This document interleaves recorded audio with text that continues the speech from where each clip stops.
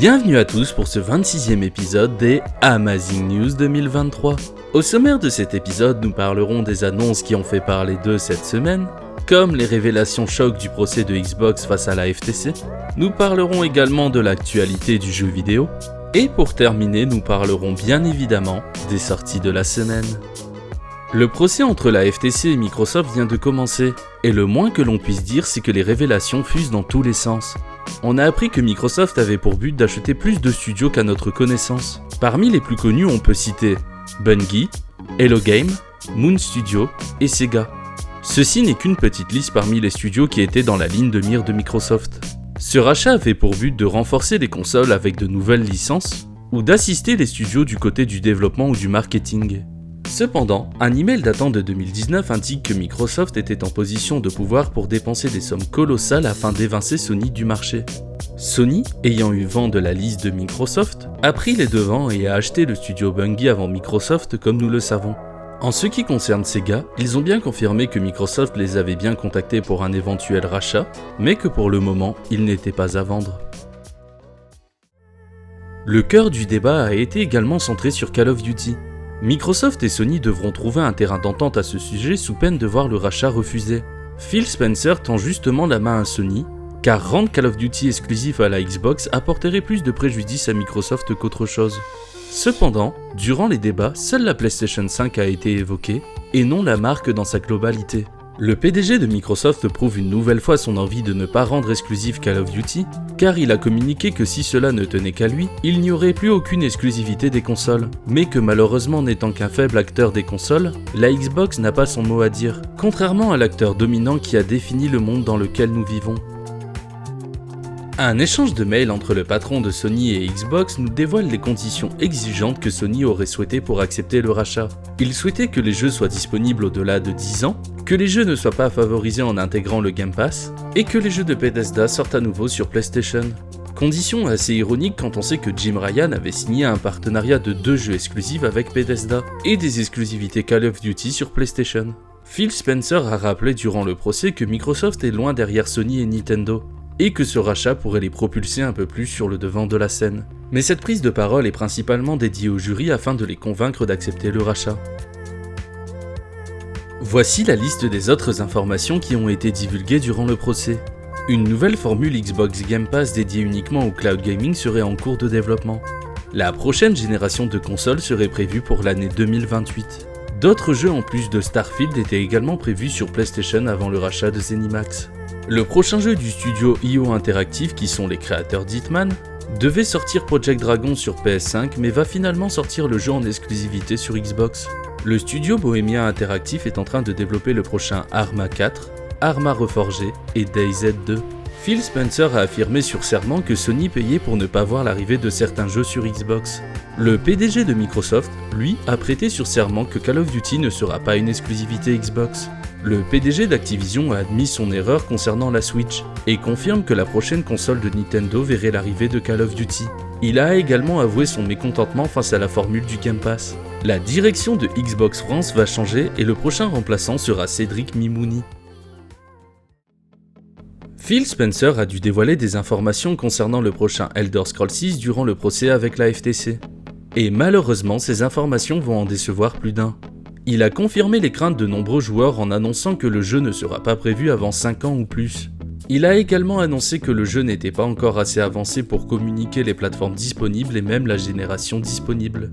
Cependant, une autre déclaration a été faite indiquant que le jeu devrait sortir pour l'année 2026. Quoi qu'il en soit, il faudra être encore patient avant de pouvoir jouer manette en main à Elder Scrolls 6. Toujours dans le cadre concernant Bethesda, une nouvelle polémique fait grincer les dents des joueurs qui attendent Starfield avec impatience. Un tweet qui est à présent supprimé indiquait que l'édition collector ne va pas comporter de CD mais uniquement un code de téléchargement. Une pratique de plus en plus courante du côté des développeurs que les joueurs n'acceptent malheureusement pas.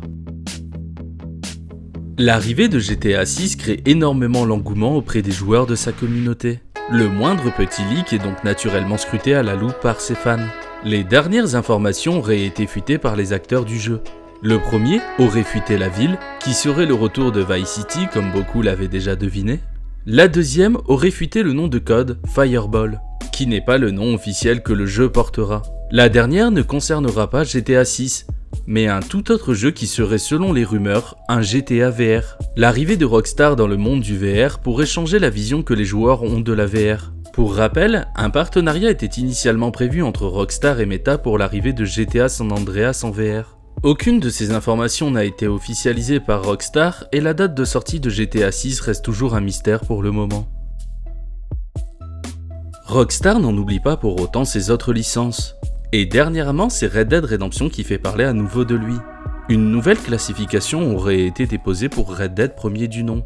Le hic, c'est que la classification a déjà été déposée pour les versions Xbox 360 et PS3 du jeu, ainsi que de ses spin-offs.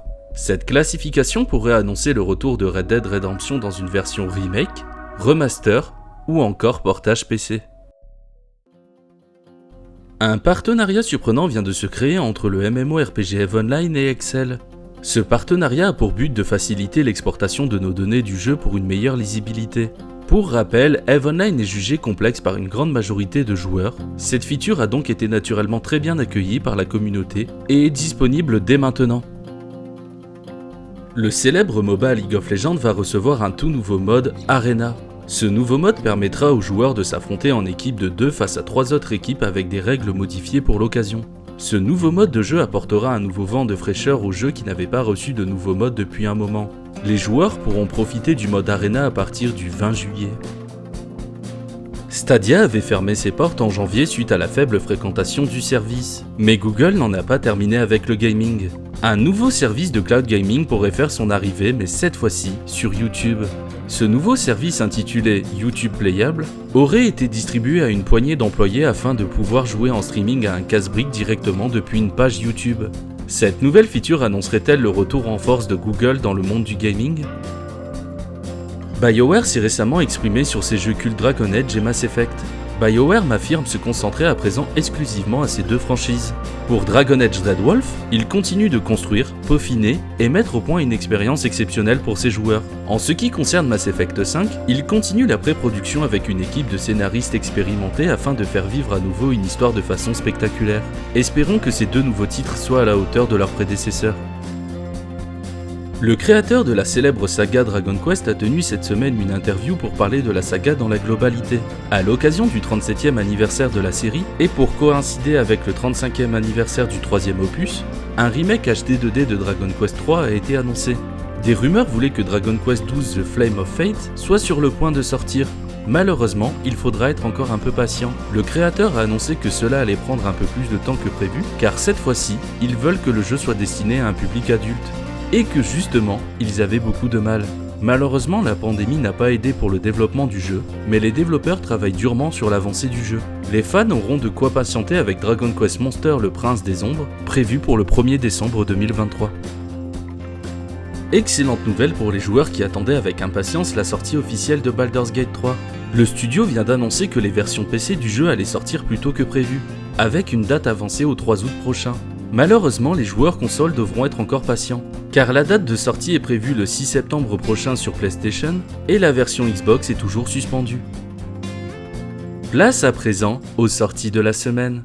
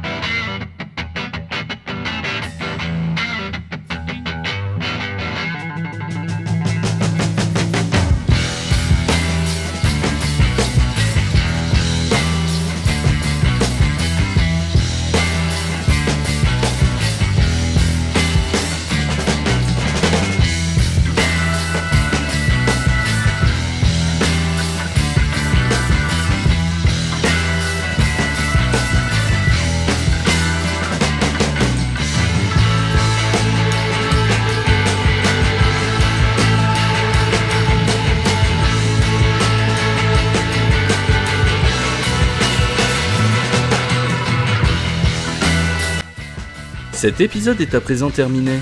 Je vous donne donc rendez-vous la semaine prochaine pour de nouvelles Amazing News.